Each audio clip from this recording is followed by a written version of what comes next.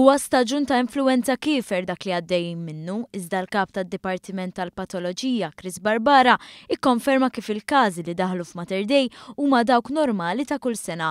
Meta mistoqsi minn One News dwar rapport fin-Nazzjon li nstab każ ta' influenza tat-tip H1N1 fl-Isptar Mater Dei, Barbara kien kategoriku. Aħna dejjem meta naslu x-xhur tas-xitwa dejjem nagħmlu sentinella ħalli naraw il-mart respiratorju daw il-viruses li jittieħdu bil-tar xaw xmawx speċjalment fl-isptar.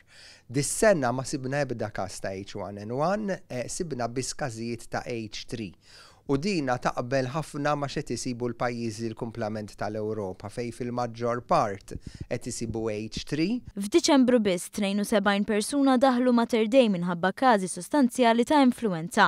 Ma dan kien hemm bosta każi oħra ta' mart differenti, tant li fl-aħħar jiem kien irrapportat kif fil-bidu tas-sena kien hemm żieda ta' madwar 20% iktar tal-persuni li daħlu l-isptar. Bilan li s-sitwazzjoni tkun ikkontrollata aħjar, numru ta' pazjenti qed jingħataw il-kura fl-Isptar Caring Grek li jitmexxa minn Vitals Global Healthcare l-investituri fil-qasam tas-saħħa f'pajjiżna.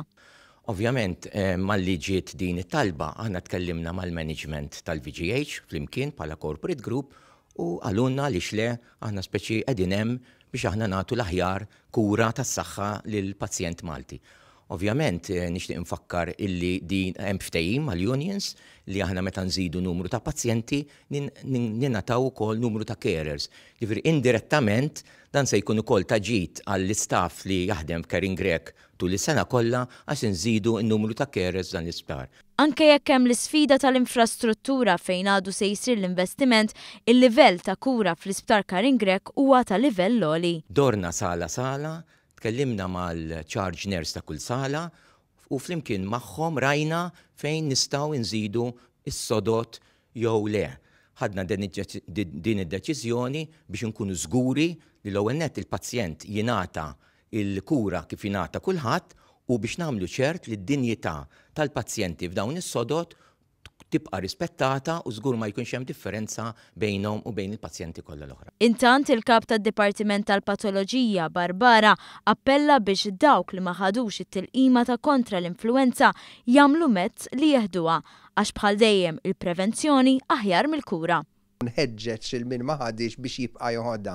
Għaliex daw in-numri speċjalment in-nies issa li raw il-kesħa dieħla u n-numri tal-influenza dejjem jiżdiedu meta taqa' l-kesħa, ara dak li jkun iktar qed imuru jkompli jieħu l-tilqima tal-influenza.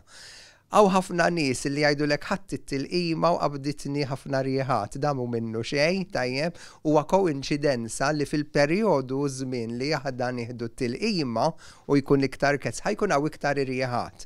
It-tilqima tal-influenza se tipproteġi biss kontra l-influenza.